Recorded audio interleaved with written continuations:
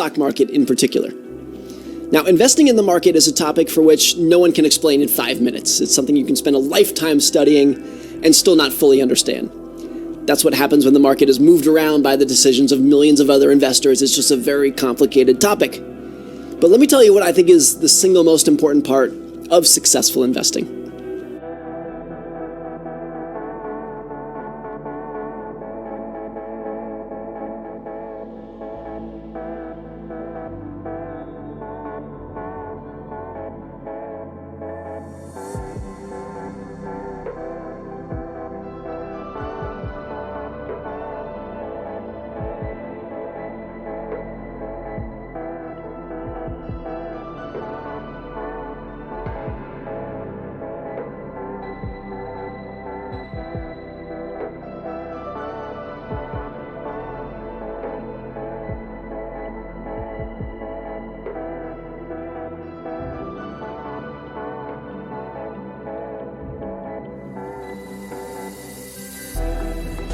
The Psychology of Money, Timeless Lessons on Wealth, Greed, and Happiness by Morganhousel.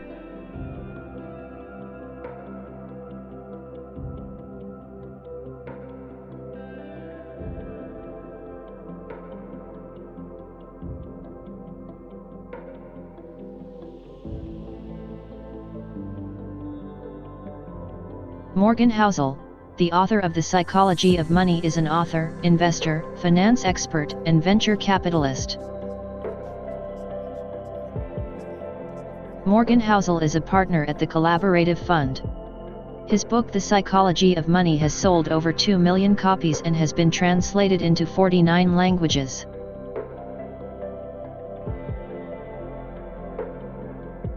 Prior to joining Collaborative Fund, Housel was a columnist for The Motley Fool and The Wall Street Journal.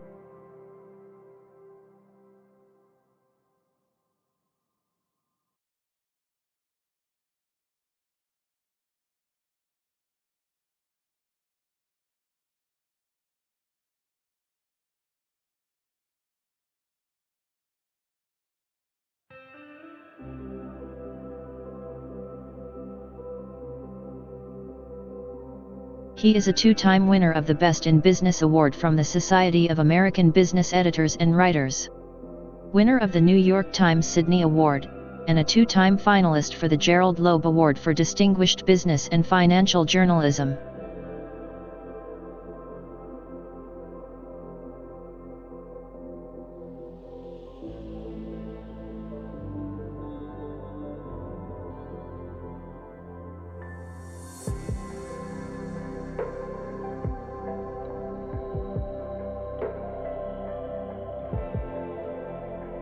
He serves on the board of directors at Markel. Morgan has presented at more than 100 conferences in a dozen countries.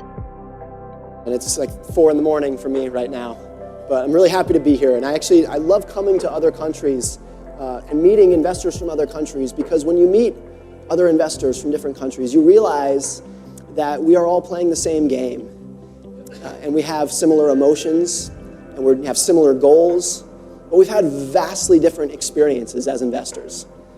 And what I've experienced as an investor in the United States is completely different from what you have experienced as an investor here in India. And because of that, I think there's a lot that we can learn from each other. What kind of blog post would you write on a day like this? And I want to know, what would you be thinking about Tesla the whole way up here? And the chart, I mean, we've seen these charts before. I just would love your take on the current environment first. Well, something like Tesla, when you're asking what's happening today or what's happened in the last week, I think the better question is, how did it get here in the first place? Right. I had joked with a friend last week that I think I see more Hondas on the road than Teslas, and he said, okay, you're wrong about that, but let's assume you're right. Honda is worth 1/10 of what Tesla is. So that's the bigger question. I think if we're talking about market volatility in general, though, I think the most important thing any investor can do, amateur or professional fund manager, is just understand the long history of market volatility and realize that when something like this happens, like what we're dealing with today or on Friday, how normal that is over time, even during a very long successful period in the. And it's my pleasure to have Morganhousel here today, author of The Psychology of Money. And Morgan's book has sold, I think, Morgan, 250,000 copies, I believe you told me. And it's one of the better books that's been out, I think, in the last few years. And I think in my career, I've read most of them and seen most of them. Morgan is a partner at the Collaborative Fund and a really interesting guy. And I have to say, for his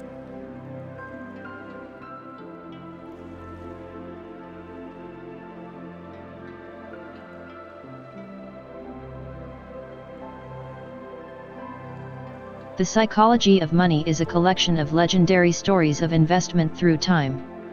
The success stories and also the fiascos. But more importantly, the lessons to learn from them. What might lead to that output when it is possible to explain it?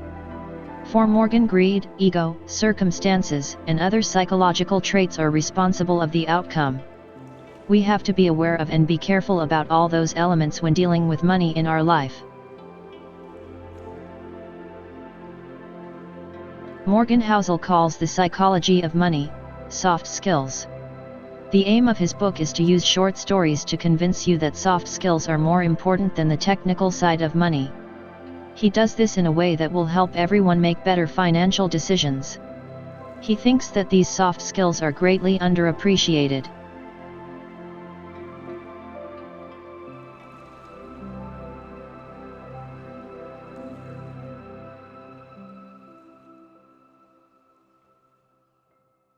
Morganhousel net worth as of 2022 is estimated to be between $5 to $10 million. He has made his fortune through his career as an author, investor, finance expert, and venture capitalist. Morganhousel's net worth is a testament to his success as both a writer and investor. His keen insights into the psychology of money have made him a respected voice in the financial world, and his work with startups has helped foster the growth of many new businesses. As Housel continues to grow his wealth and influence, there is no doubt that he will continue to be a major force in the world of finance. What kind of blog post would you write on a day like this? And I want to know, what would you be thinking about Tesla the whole way up here? And the chart, I mean, we've seen these charts before. I just would love your take on the current environment.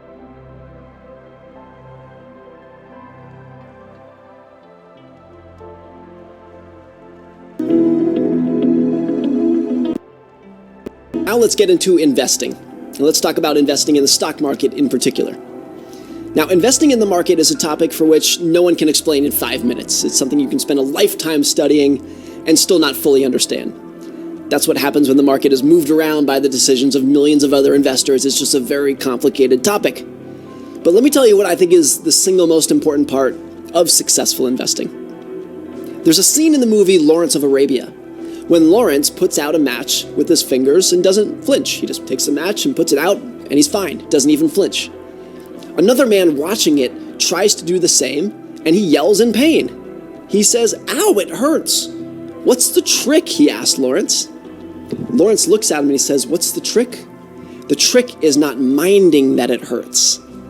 The trick is not minding that it hurts. It's such an important lesson in so many things in life, where there are no hacks to get around the pain. You just have to learn how to deal with and put up with and endure the pain. It's such an important lesson, including in investing. Maybe even especially investing. Let me show you. And it's great. You made a ton of money just by holding on and letting your money grow. You didn't really have to do anything. This is like the picture of success. This is as good as it gets over a lifetime for an investor. But everything good in life has a cost. If you want something great, you have to pay the price. That's true if you're buying a new car or a new house. You want a nice car, it costs a lot of money. Everyone knows that. There's a price. And investing is no different. Yes, you can make a lot of money in the stock market over a long period of time. That's true not just in the United States, but in a lot of markets all over the world. The long-term history of investing is pretty promising and pretty astounding. But those returns don't come for free. No one is just handing you those returns because they want to be nice to you. You're not entitled to them. There is a cost to earning those returns. There's a price to pay if you want good returns. And that price isn't paid with cash. It's not paid with money. You pay for it by being forced to put up with volatility and uncertainty.